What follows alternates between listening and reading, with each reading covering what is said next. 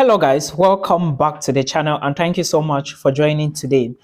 If this is your first time here, do not forget to subscribe to the channel and support the movement. Thank you so much. Now, this video is for those who will be applying for study visas to Canada, visit visas, or what type of visa to Canada, right? Excellent. There is something I want to elaborate here, especially to those who will be applying for study visas. Now, why am I making this video? I'm making this video because a lot of people are complaining to me that their applications have surpassed 6 weeks and IRCC is not doing anything about that. I understand perfectly. Remember, these times, because IRCC said the time they are going to use to process your visa is 6 weeks.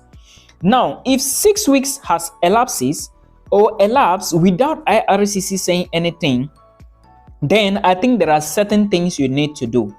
Now, IRCC may still be working on the visa application, and I want you to understand that nothing is actually perfect. IRCC just pays those stuff there, all right? They also have workloads. They have a lot of things they are dealing with. So you shouldn't think that even for visitors visas, there are people that applied for visitors visa long before others, and somebody applied for visitors visa 2 weeks and they gave him. You understand? So we cannot really understand the way IRCC works. But however, I watched this video and this person was giving out information which I think is not correct. She said if you want to reach IRCC quickly, you should send them a message on webcam. Excellent. This can work. All right. This can work. I didn't refuse. But there are 3 things that you first of all need to do with your visa application, if it's a study visa, before you submit your application, before you do this thing that she said. She said you should reach out to IRCC on webcam, send them an email, all right? You can send them an email and tell them that your school is about to start and your application is not moving. What is happening? Well, they are humans, they can read it. It depends on who reads at what time. They can read it and before you know, your story has changed. But again, IRCC did not say that even if your visa surpasses 6 weeks, it means that it's not going to be processed. That is the reason why I always advise people apply for your visa as early as possible. It is very, very important for you to apply as early as possible, so that as soon as it's delaying, you still have time. Even if it's delaying or maybe it's taking time to be out, you understand that you still have time. Now, you can reach out now to IRCC and tell them that this is the date in which your study program is going to start. Then you attach your offer letter, all right, to the message. You send it to them. Now, when they look at it, they would know that at least this person is a serious person. If at all they will look at it, because I have people who wrote messages to IRCC till date, no response.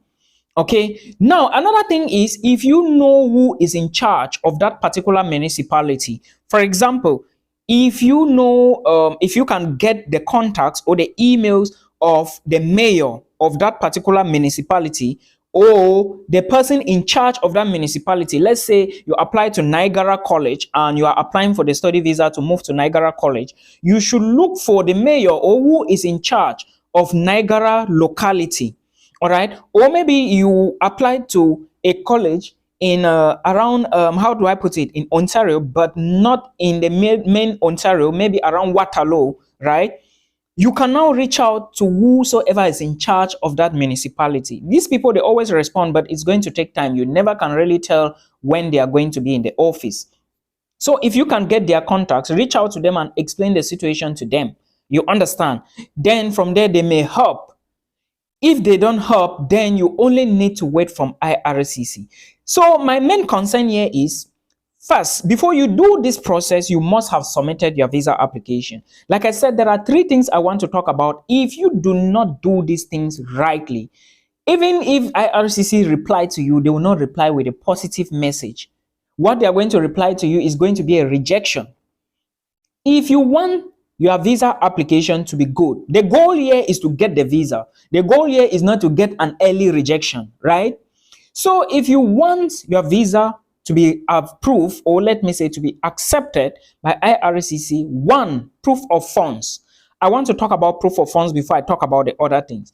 I have talked about these things, and I know a lot of my followers are going through a lot when it comes to proof of funds now. Nigerians, I'm talking to you guys, please. There is something, I do not know how their rates or how their banks or how their financial institution is structured, but Nigeria has a very big problem now. And to an extent, some of my students who were planning to migrate, their proof of funds now is going up, especially with some family members. Thus, they wanted to migrate with families, but right now, as it stands, it is somehow very difficult. Now, the proof of funds for Nigerians have doubled almost 2 times, right? And proof of funds is a very important component for Canada visa approval. You have to show that you have money for living costs, money for your tuition fee, and miscellaneous. I talked about this in one of my videos. It's not just one video. There are almost 4 videos on the channel explaining all of these things. Show that you have enough money to the Canadian officials. Otherwise, they are going to respond to you with this message that we are not convinced that the funds that you have is enough for you to study in Canada. You have to be careful with this. The second thing I want to talk about is proof of home ties. Like I have always said, that always make them understand that you will return back home as soon as you finish your degree program or your college program or your certificate program or your diploma program. It is very, very important to always emphasize on this, so they know, they should understand that when you finish, you are going to return back home. And now, how do you show home ties? Home ties, if you are married, you have kids, and you are leaving your children and your wife back home, then you should show their birth certificates, all right, and your marriage certificate with pictures, proof, even their pictures with you as a family, you prove that, right? This is proof of home ties. If you have a business that you are living back in Nigeria, maybe for your family to handle, and you have the documents, everything intact, you show those documents, you explain that, and you upload the documents as well. If you have real estate properties, or if you have properties, maybe lands, houses, or cars, all right, that you are going to be living back home, all the legal papers available, why not show them and you drop them back home, all right? These are some of the documents that are going to show that you are going to come back. If you have a sick father or mother or sister, direct sister, or maybe siblings, I mean here, then they have a particular medical condition that cannot permit them to walk away and they need somebody to be by them, get the document from the hospital, you attach to your application and you explain to IRCC, right? This is proof of home ties. So everything that is going to tie you back to your home country is a home ties. So when you structure this very well, you are good to go. The last thing I want to talk about now is your letter of explanation. In your letter of explanation, you have to explain a couple of things that is going to make the visa officer believe you. If you want to study in Canada and you are not telling the visa officer how long is your program a diploma program, which school are you going to be attending, all right, then you are not serious. If you are applying for a Canada study visa, you are not telling the visa officer why you choose that university and why you choose Canada, you are not serious.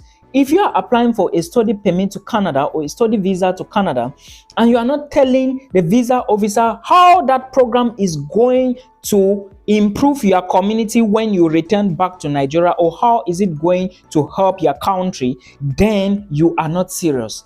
All right. If you are applying for a study visa to Canada, you must be able to show coherence. You must be able to show seriousness. It is very, very important during the visa application. Explain to them why you actually selected that particular program. Why did you choose the cooking program and your bachelor's degree is in biology? Is it that you work as a restaurant owner? Do you have a restaurant? Do you cook food? If yes, that is a perfect combination. I have explained this many times, all right, many times. I have explained this many times on my YouTube channel. So you need to always structure your statement, letter of explanation, so that it suits the visa officer. It's not suiting the visa officer, but it is suiting what you applied for, so that at the end of the day, they shouldn't complicate you. I know some people will be like, Milton, I paid part of my tuition. Look, international students, paying part of your tuition All right, whether the school asks you or not is not a guarantee that you are going to get a study visa. Now, let's come back to the issue. These are the 3 points I wanted to elaborate. If you have all of this, you've done all of this, you submit your application, and it takes more than 6 weeks, going to the 7th week, going to the 8th weeks, then you should send an email to IRCC. All right, write them on their webcam.